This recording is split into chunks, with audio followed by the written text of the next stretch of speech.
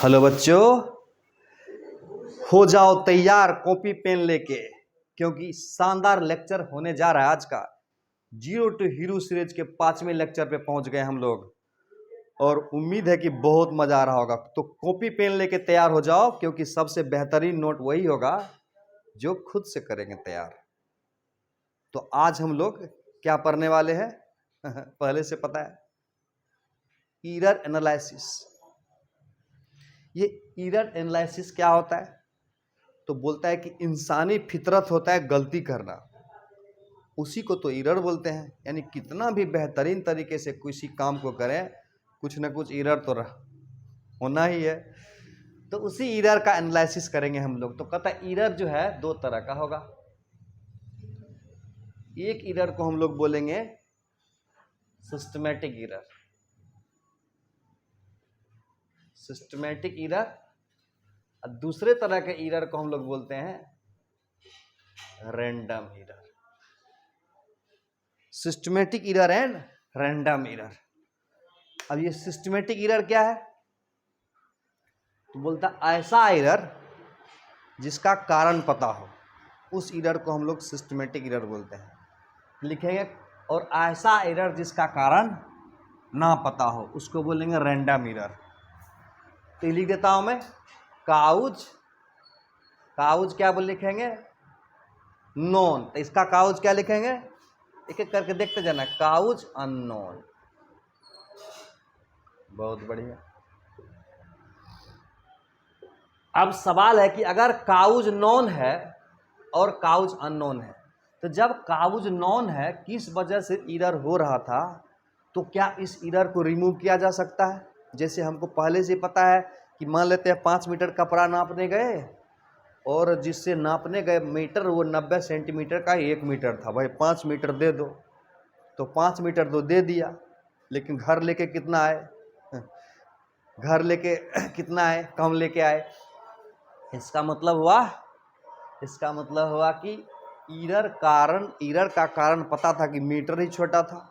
जैसे सब्जी लेने गए और सब्जी लेने वाला जो क्या बोलते हैं उसको, तराजू था, वो तराजू पर जो बटखरा यानी 1 केजी जो था ना, वो 900 ग्राम का ही था। 2 किलो सब्जी ले लिए। तो एरर इसका मतलब पहले से पता है। तो इस तरह के एरर को हम लोग क्या कर सकते हैं? रिमूव कर सकते हैं। क्या लिख सकते हैं? रिमूव। यानी काउज अगर पता है तो एरर को हम लोग रिमूव कर सकते हैं। इसमें कारण पता ही नहीं तो इसमें एरर को रिमूव नहीं कर सकते हैं। यानी एरर किस वजह से हुआ ये मुझे पता ही नहीं है। जैसे हो सकता है, जैसे मेजरमेंट करना शुरू किए, हो सकता है कि हाथ थरथराने लगा हो, बगल से हाथी गुजर गया हो, ट्रक गुजर गया हो, उसके कारण मेजरमेंट में पर समस्या हो गया हो। तो यानी एरर किस वजह से हुआ ये इसमें पता नहीं है, और इसमें एरर का वजह पता है। इसलिए दोनों के बारे में थोड़ा सा नोट कर लेता हूँ। यानी इसको रिमूव किया जा सकता है। लिख देता हूं मैं, रिमूव किया जा सकता है। रिमूव किया जा सकता है। क्यों? क्योंकि एरर पता है। क्लियर है?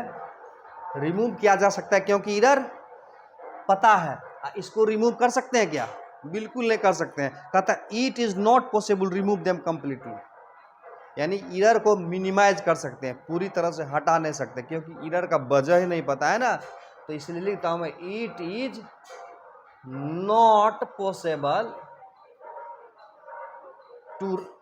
Not possible remove them completely. Remove them completely. तो इसका मतलब है कि इसको पूरी तरह से हटा तो नहीं सकते हैं, लेकिन मिनिमाइज कर सकते हैं। कैसे मिनिमाइज करेंगे? तो कहता है कि जैसे ये है ना, इसकी लंबाई नापला है, तो मेजरमेंट करने की जो संख्या है ना वो बढ़ा देंगे। जैसे कि मान लेते हैं एक बार मेजरमेंट किए तो A1 आया, और दूसरा बार मेजरमेंट किए तो A2 आया, और तीसरा बार मेजरमेंट किए तो A3 आया, और चौथा बार मेजरमेंट किए तो A4 आया, पांचवा बार मेजरमेंट किए तो A5 आया। तो क्या करना है? सबका मीन वैल्यू ले लेना है। मीन वैल्यू 1 2 3 4 5 से भागा दे दिए, तो इसका क्या होगा? मीन वैल्यू हुआ। इसी मीन वैल्यू को हम लोग ट्रू वैल्यू बोलेंगे। बात समझ में आया? यही समझेंगे कि एक्चुअल वैल्यू है। इसका मतलब हुआ कि रैंडम एरर वाला एरर को हम लोग कंप्लीटली हटा नहीं सकते हैं, इसको मिनिमाइज कर सकते हैं। कैसे मिनिमाइज करेंगे? तो मेजरमेंट को लार्ज नंबर ऑफ टाइम्स कर देंगे, यानी कई बार कर देंगे और उसका मीन वैल्यू को निकाल देंगे, तो उसका ट्रू वैल्यू हम लोग मानेंगे। तो लिख देते हैं इसका क्या कहने का मतलब है, क्या कहना चाह रहा हूं मैं।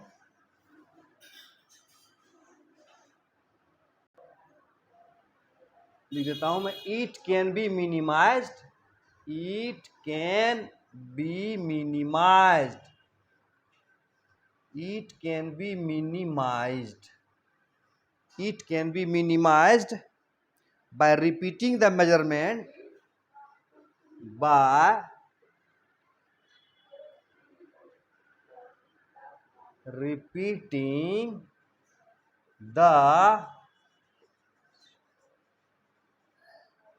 measurement large number of times, large number of times, and taking the mean of all measurement, and क्या करेंगे, taking the mean of all measurement। मतलब क्या हुआ, मेजरमेंट को कई बार ले लेंगे और सबका मीन वैल्यू ले लेंगे, उसी मीन वैल्यू को ट्रू वैल्यू भी हम लोग बोलेंगे, उसी ट्रू वैल्यू को मीन वैल्यू बोलेंगे। देख लो थोड़ा ध्यान से, it can be minimise by repeating the measurement large number of times and taking the mean value of all measurement. Very good. अब देखते हैं, मेजरमेंट भी दो तरह का होता है। मेजरमेंट यानी मेजरमेंट कई बार ले लेंगे, तो मेजरमेंट दो तरह का लेते हैं हम लोग। एक तरह के मेजरमेंट को बोलते हैं हम लोग एक्यूरेट, ACCURAT, एक्यूरेट मेजरमेंट, और दूसरे को बोलते हैं प्रीसाइज, PRE, प्रीसाइज। दोनों को कोशिश करता हूँ समझाने का है। एक अच्छा सा एग्जांपल ले लेते हैं। पहला है, मान लेते हैं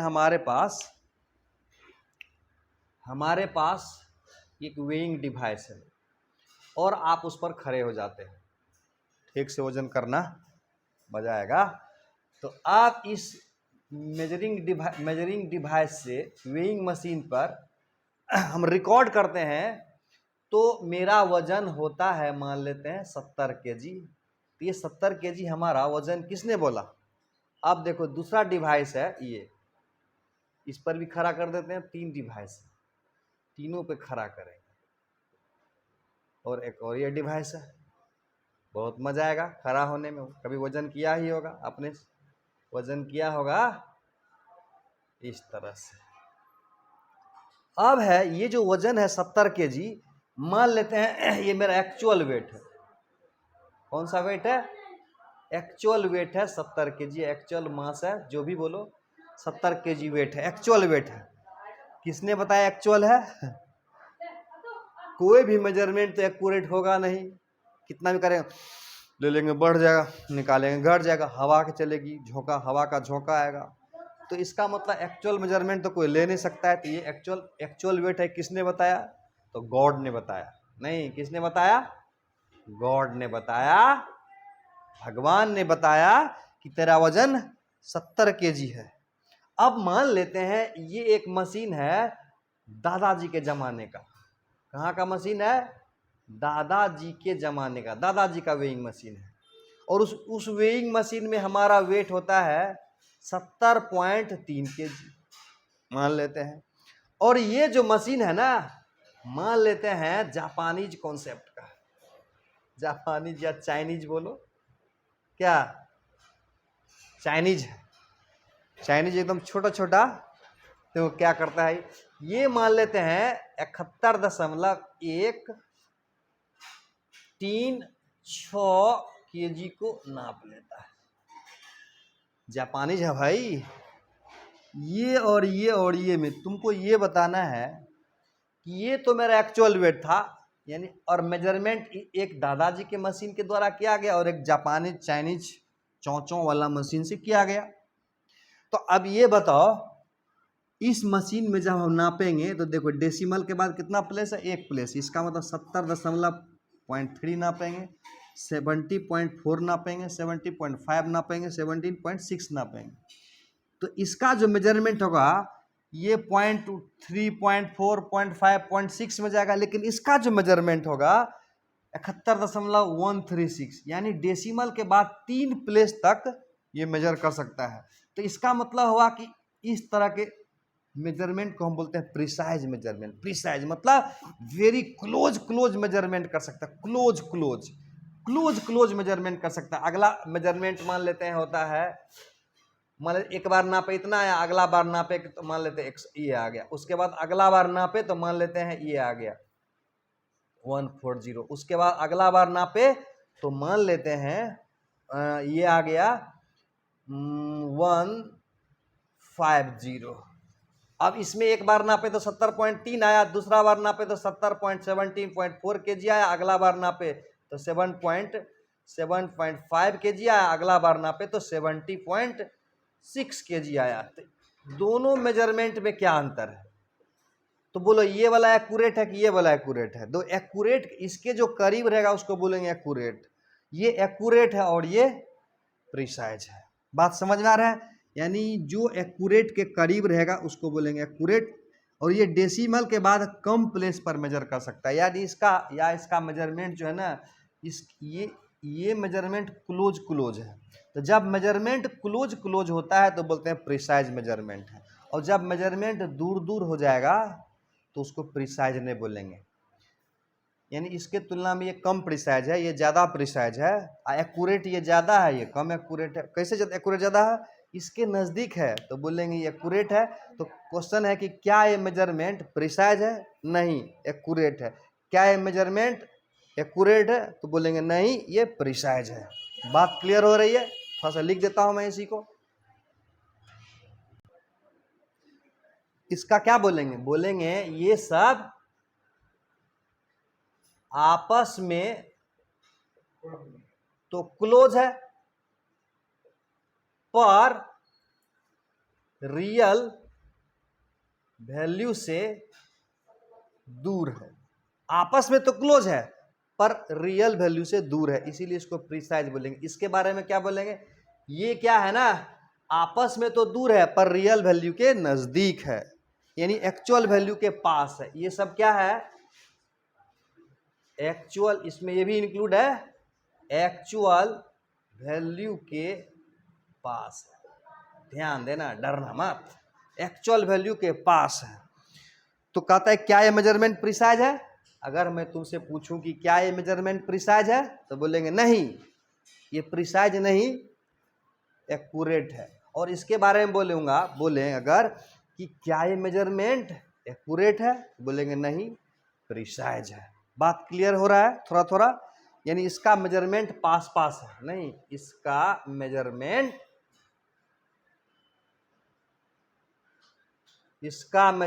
कहाँ है? पास है।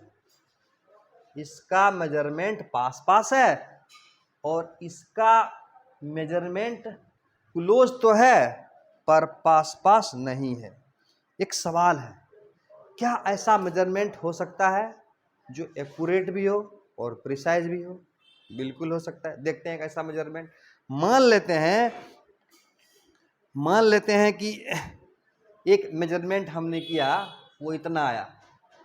एक मेजरमेंट क्या? 70.13 आया, 70.14 आया, 70.13 जो आया ऐसे आया, और 150 आया, 17.120 आया। ये मेजरमेंट के बारे में क्या कह सकते हैं? तो देखो एक्चुअल वैल्यू मेरा भगवान ने क्या बताया कि तेरा वजन जा इस पृथ्वी पर अभी के टाइम में, इस समय जब उम्र हो जाएगा तेरा 18 साल तो तेरा वजन हो जाएगा 70 kg। ज्यादा हो गया। 70 kg जब तेरा वजन हो जाएगा उस समय तू अपने मशीन से नाप के देखना क्या होता है। यानी एक्चुअल में तो इतना है, लेकिन नाप के देखते हैं तो कोई इतना बता रहा है, कोई उतना बता रहा है। हमने एक मशीन लिया, ये मशीन कहाँ का ले लूं रे? जापानीज है, जापानीज मशीन ले लिया, बहुत शानदार मशीन था। इससे अगर हम मेजर करते हैं तो ये सब मेजरमेंट आ रहा है। तो एक क्वेश्चन है, मैं पूछूं कि क्या ये मेजरमेंट एक्यूरेट है? क्या ये मेजरमेंट एक्यूरेट है? तो क्या आंसर, मैं क्वेश्चन पहले क्या था, क्या ऐसा हो सकता है कि कोई मेजरमेंट एक्यूरेट भी और प्रिसाइज भी हो? पीडीएफ नोट, हाँ, टेलीग्राम पर जाओगे, ग्रेविटी फिजिक्स ग्रुप को ऐड करोगे, ज्वाइन करोगे और उसमें तुमको पीडीएफ सारा मिल जाएगा, उसी से डाउनलोड करेंगे अपना सारा नोट्स। तो टेलीग्राम पर ज्वाइन कर लोगे। हाँ, तो क्या बोला जा रहा था, क्या ये मेजरमेंट, क्या ऐसा मेजरमेंट हो सकता है जो एक्यूरेट भी और प्रिसाइज भी हो? तो ये उदाहरण देखो क्या बोल रहा है। ये बोल रहा है, देखो मेजरमेंट पास पास है इसीलिए प्रिसाइज है, और ये मेजरमेंट रियल वैल्यू के नजदीक है। ये क्या है? ये जो मेजरमेंट है, मेजरमेंट रियल वैल्यू के पास है, रियल वैल्यू के पास है, मेजरमेंट रियल वैल्यू के पास है, इसीलिए एक्यूरेट हो गया। मेजरमेंट रियल वैल्यू के पास है तो बोलेंगे एक्यूरेट हो गया, और मेजरमेंट आपस में क्लोज भी है इसीलिए बोलेंगे प्रिसाइज भी है ना। मेजरमेंट रियल वैल्यू के पास है इसीलिए क्या बोलेंगे? एक्यूरेट मेजरमेंट बोलेंगे, एक्यूरेट है। और क्या है? और बोलेंगे मेजरमेंट वेरी क्लोज है, यानी प्रिसाइज भी है क्योंकि मेजरमेंट पास पास भी है, प्रिसाइज भी है, प्रिसाइज भी है क्योंकि मेजरमेंट पास पास है, मेजरमेंट पास पास है, आस पास, पास पास। वेरी गुड, समझ में आ रहा है।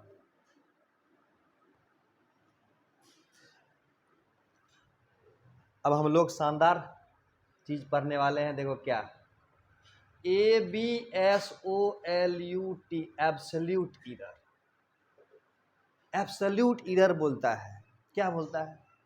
हर एक मेजरमेंट में कितनी गलती है, यानी हर बार जब हम मेजरमेंट कर रहे थे तो उसमें कितनी गलतियां आ रही है, या ऐसे बोल सकते हैं कि हम रियल वैल्यू से कितनी दूर है।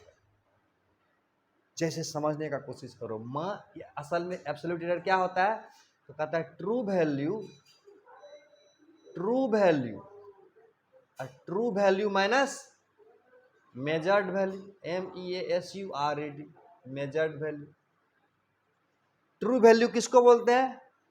ट्रू वैल्यू बोलते हैं मीन वैल्यू को, नहीं, ट्रू वैल्यू किसको हम लोग बोलते हैं? मीन वैल्यू को।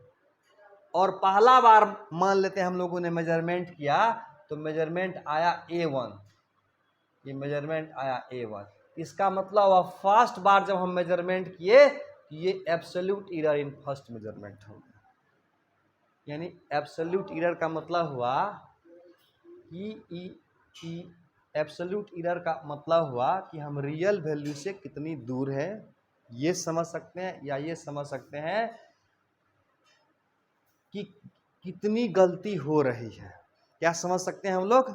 पहला तो समझ सकते हैं कि हर एक मेजरमेंट में कितनी गलती है, या रियल वैल्यू से कितना दूर है। लिख देता हूं मैं, इसका मतलब है true value minus measured value, यानी हम लोग लिख सकते हैं measurement, MEASURE, measurement real value से कितनी दूर है, मेजरमेंट रियल वैल्यू से कितनी दूर है, या कह सकते हैं हर एक मेजरमेंट में कितनी गलती है, या ऐसा भी कह सकते हैं हर एक, एकदम छोटा छोटा तोड़ के समझ लो, हर एक मेजरमेंट में कितनी गलती है, हर एक मेजरमेंट में कितनी गलती है।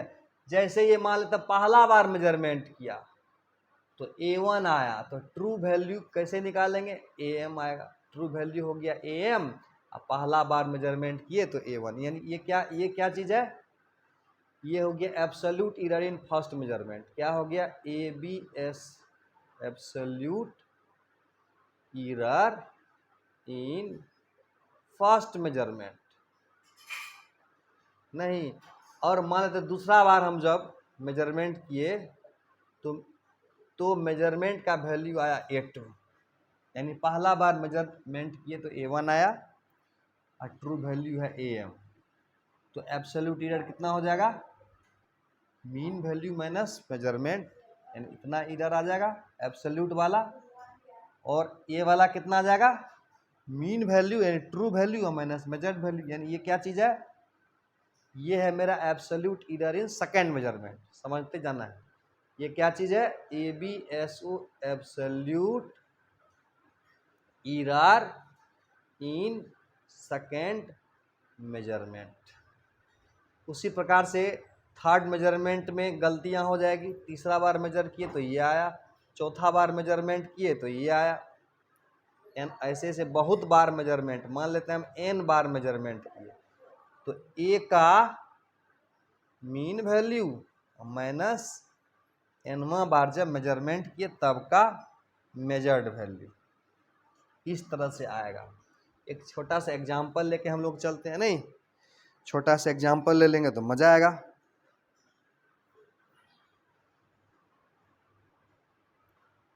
अब इसको समाप्ति कर देता हूं मैं। ये A1 क्या है, पहला बार मेजरमेंट किए तो A1 वैल्यू आया, दूसरा बार मेजरमेंट किए तो A2 वैल्यू आया, तीसरा बार मेजरमेंट किए तो A3 वैल्यू आया। ये AM क्या है, तो सारा मेजरमेंट का मीन वैल्यू है। क्वेश्चन बना के समझते हैं नहीं। अच्छा, एक बात जान लेना है, इसका वैल्यू पॉजिटिव भी आ सकता है और इसका वैल्यू निगेटिव भी आ सकता है। एक छोटा सा उदाहरण ले लेते हैं। अच्छा, एक और चीज समझा देता हूँ इसमें आगे बढ़ा के। पहला समझ में आ गया, एब्सोल्यूट एरर किसको बोलेंगे, true value minus measured value.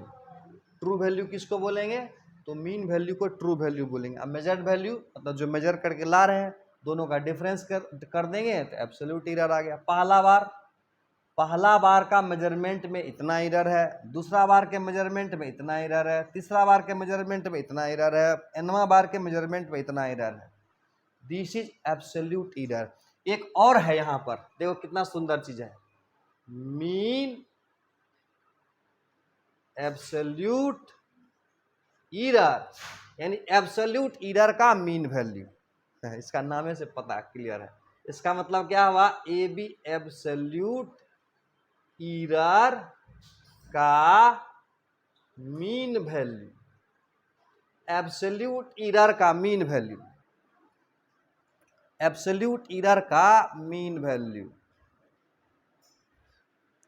तो इसका कैसे निकालेंगे वैल्यू, तो मीन वैल्यू का मतलब हुआ डेल्टा A का मीन वैल्यू, नहीं डेल्टा A का मीन वैल्यू। तब पहला बार जब मेजरमेंट किए थे तो एब्सोल्यूट एरर का मीन वैल्यू है, तो फर्स्ट बार एब्सोल्यूट एरर आया डेल्टा A1, दूसरा बार आया था डेल्टा A2, ऐसे ऐसे करके डेल्टा AN करता। और सबका मोड ले लेना, एक बात ध्यान रखना, निगेटिव मत लेना। निगेटिव क्यों नहीं लेंगे, क्योंकि निगेटिव वो अगर कंसिडर करोगे तो एरर 0 हो सकता है, आ जाए। बोलेंगे तो एरर नहीं है, यानी उतना मेजरमेंट कर रहे हैं गलती हो रहा है और हो सकता है 0 आ जाए, तो लगेगा एरर ही नहीं है। एरर हमेशा जोड़ा जाता है, याद रखना, टेंशन नहीं लेने का, एरर को हमेशा जोड़ देने का। ये समझ में आया, ये मीन एब्सोल्यूट एरर है। उसके बाद अगला एक है, अगला है फ्रैक्शनल एरर। फ्रैक्शनल एरर, अब फ्रैक्शनल एरर का दूसरा नाम है relative error. Relative error, relative error, fractional error या रिलेटिव एरर। ये फ्रैक्शनल एरर या रिलेटिव एरर क्या होगा, तो ध्यान से देखना। तो ये फ्रैक्शनल एरर जो है उसको FE से लिखेंगे और बराबर लिखेंगे total mean absolute error divided by mean value. एक आएगा परसेंटेज एरर, वो भी खत्म कर देता हूं मैं। परसेंटेज एरर, परसेंटेज एरर का मतलब हुआ ऐसे करके परसेंटेज एरर लिख देता हूं, बहुत आसान है। ये फ्रैक्शनल एरर में 100 से गुना कर देंगे तो परसेंटेज एरर आ जाएगा। जब तक सवाल नहीं बनाएंगे ना मजा नहीं आने वाला है। तो एक सवाल बना के देखते हैं हम लोग।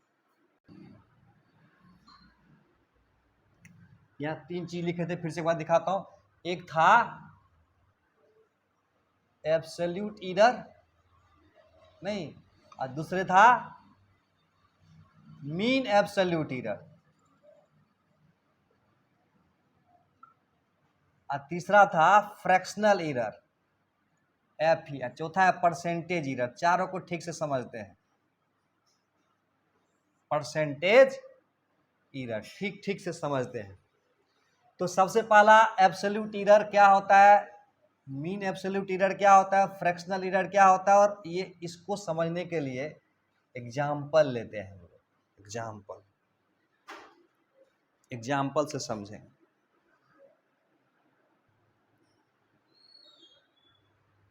मान लिया जाए कि एक लेंथ है, इस लेंथ को नापा जा रहा है। तो एक बार नापते हैं तो इसकी लंबाई होता है 5.1 सेंटीमीटर। दूसरा बार नापते हैं तो मान लेते हैं ये 1 हो गया। दूसरा बार इसको नापते हैं तो ये होता है 5.0 सेंटीमीटर। और तीसरा बार जब नापते हैं तो इसका लंबाई मान लेते हैं 5.2 सेंटीमीटर हो जाता है। चौथा बार जब नापते हैं 2 3 5.4 सेंटीमीटर हो जाता है। 4 3 7 1 8। और पांचवा बार जब नापते हैं तो ये 5.3 सेंटीमीटर हो जाता है। एक एक करके समझना है, ठीक है। एक एक करके समझना है कि क्या है वैल्यू। एक क्वेश्चन दिया मैं एग्जाम्पल, यानी मान लेते हैं when A rod, length of rod, ये क्या है, लेंथ ऑफ रॉड मेजर्ड किया गया। फर्स्ट मेजरमेंट में इतना आया, दूसरा मेजरमेंट में इतना आया, तीसरा मेजरमेंट में इतना आया, चौथा मेजरमेंट में इतना आया, और पांचवा मेजरमेंट में इतना आया। अब ध्यान से देखना। तो सबसे पहले हमको निकालना है ट्रू वैल्यू क्या है। सबसे पहला ट्रू वैल्यू। ट्रू वैल्यू किसको बोलेंगे, ट्रू वैल्यू या मीन वैल्यू, एक ही बात होता है। ट्रू वैल्यू बोले या मीन वैल्यू बोले, दोनों एक बात होती है। तो ट्रू वैल्यू या मीन वैल्यू बराबर कितना होगा, यहाँ पर A1 plus A2 plus A3 plus A4 plus A5 बटा 5 हो जाएगा। ये हो गया मेरा ट्रू वैल्यू यानी मीन वैल्यू।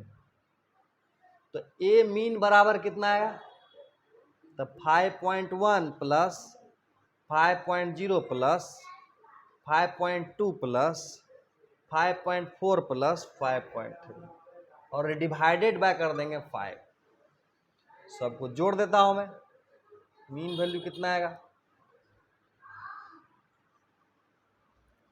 तो 1 1 2 1 3 4 7 3 10 और 5 25 1 26 26/5 आ जाएगा।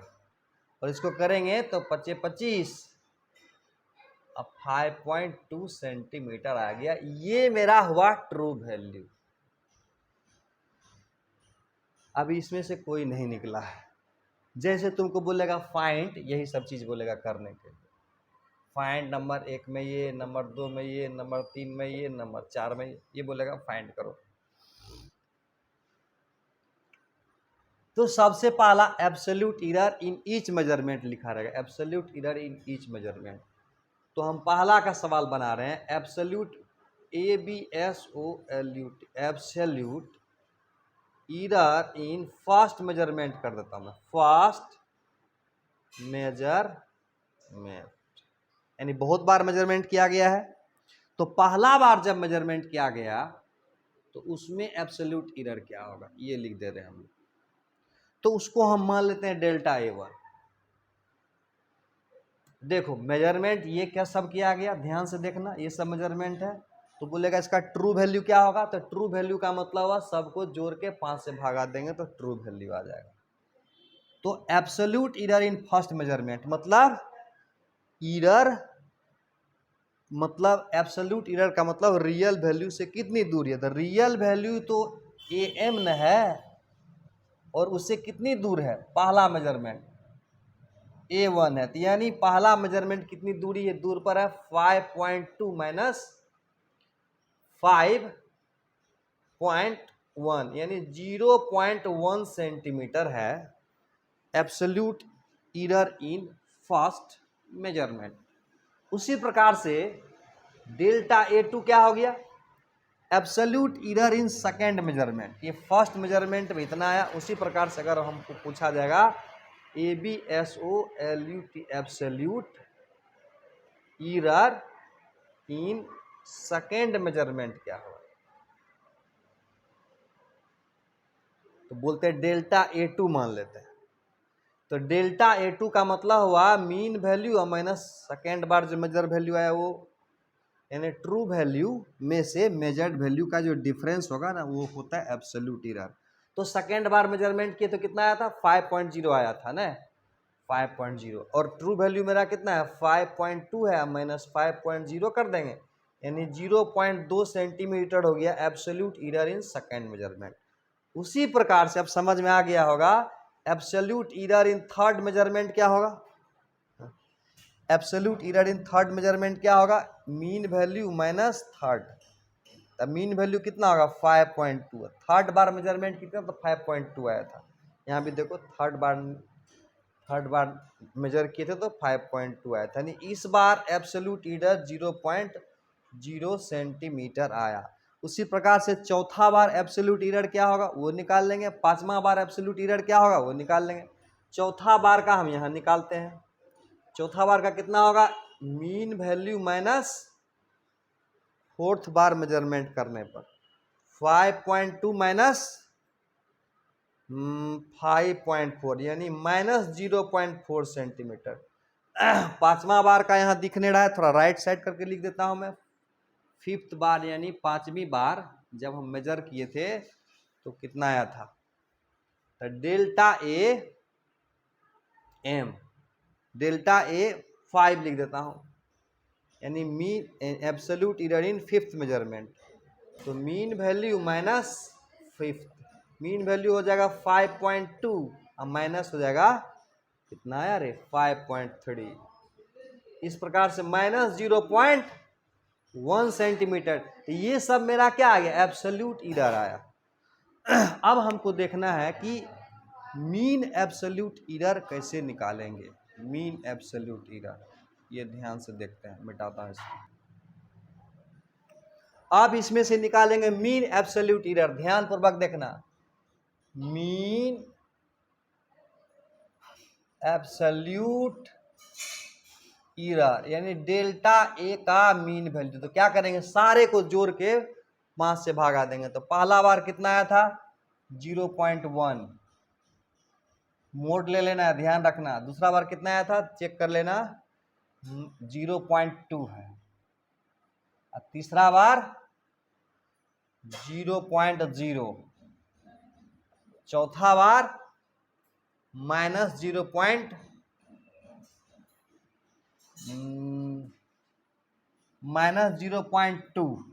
ओके, माइनस 0.2 मोड ले लिए, 1 2 1 3 2 5,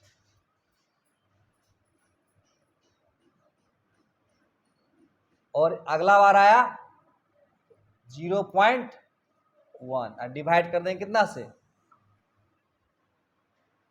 5 से भागा दे देंगे तो कितना आ जाएगा 0.1 2 1 3 2 5 1 6 0.6/5 आ जाएगा। यानी एक तरह से कितना हो गया 0 पॉइंट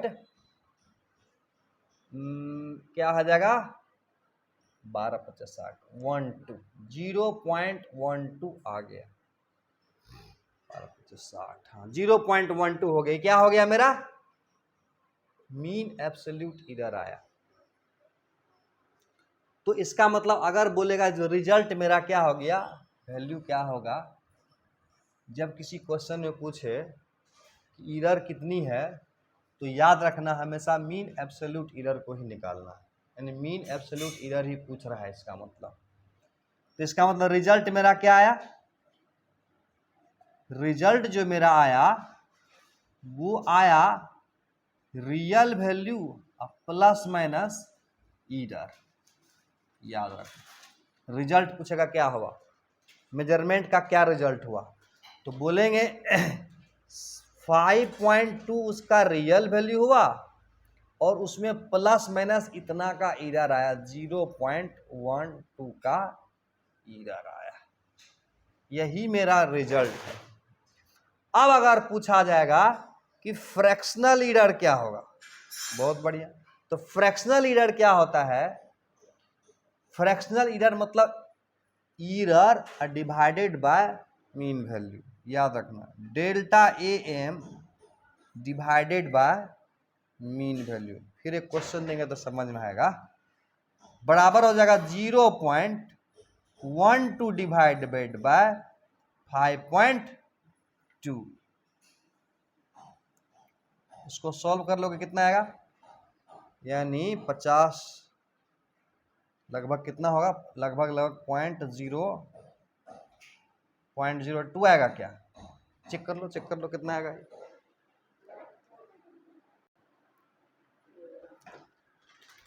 तो 0.02 लगभग आया इसका वैल्यू, इसको बोलेंगे फ्रैक्शनल एरर। बोलेगा परसेंटेज एरर क्या होगा, परसेंटेज एरर कैसे निकालेंगे, बहुत बढ़िया delta a m plus divide इस तरह से करेंगे गुना 100 कर देंगे। इसका ऑलरेडी वैल्यू 0.02 आया हुआ था, गुना 100 करेंगे तो कितना हो गया 2%। वीडियो को फिर से एक बार देख लेना है और 2 होमवर्क तुमको मैं दे देता हूँ, उसको बना लेना। या ऐसा करो ना टेलीग्राम पर जाओगे PDF डाउनलोड करोगे, उसमें क्वेश्चन मिल जाएगा, इसको बनाओगे मजा आएगा। 2 सवाल होमवर्क लिए जाओ।